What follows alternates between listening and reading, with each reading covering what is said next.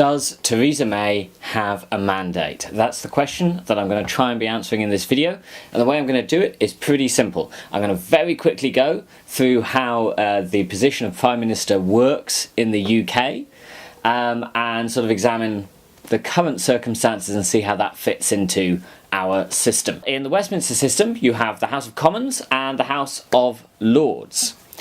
Now, what's the difference between them and how do they work? Well, the House of Commons is elected. It's elected by something called first past the post, which I'm going to come back to in a second. But how does the Lords work? So in order to get any legislation passed, it has to go past the Commons and it has to pass the Lords. So how are the Lords chosen? Well, the way you become a Lord is that the Prime Minister recommends you to the Queen. Now, the Queen always accepts. The Queen doesn't really have any power under the Westminster system.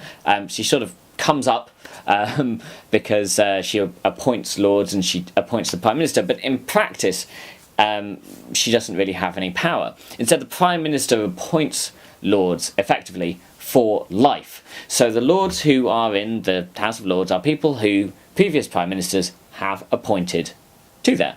Now, formally speaking, the Queen asks the leader of the largest party to form a government by becoming Prime Minister. The Queen appoints the Prime Minister.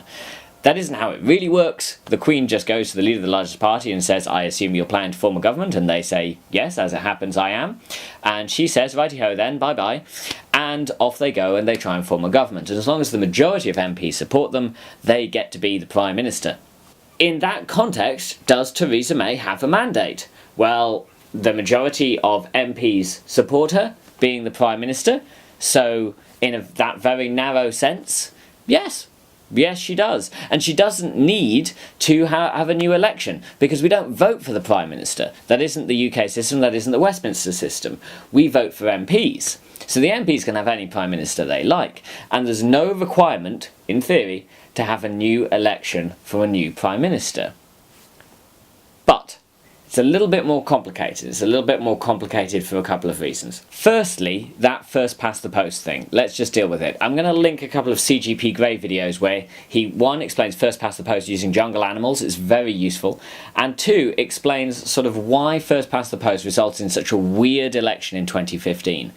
And that's the really important bit. So the election in 2015 produced a result where the way the public voted did not match the MPs that got into Parliament. I know that sounds insane, but that's the way the British system works with this thing called first past the post.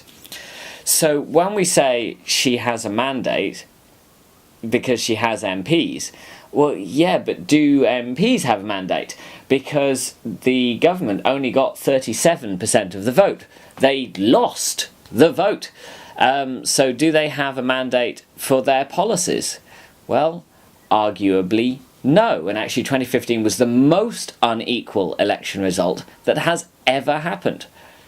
But then it's kind of worse than that, because you say, do they have a mandate for their policies? But the policies that Theresa May is now forced to put in place are completely different to the ones that the Conservative Party ran on when they got elected. And whether you consider that election legitimate or illegitimate because of first past the post, they did, by the rules of first past the post, win enough MPs to form a government.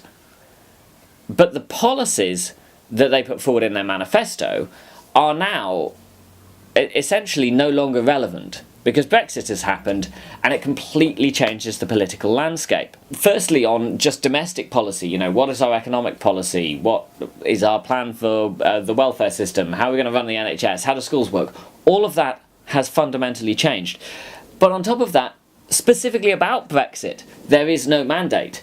The Conservatives ran on, we will hold a referendum.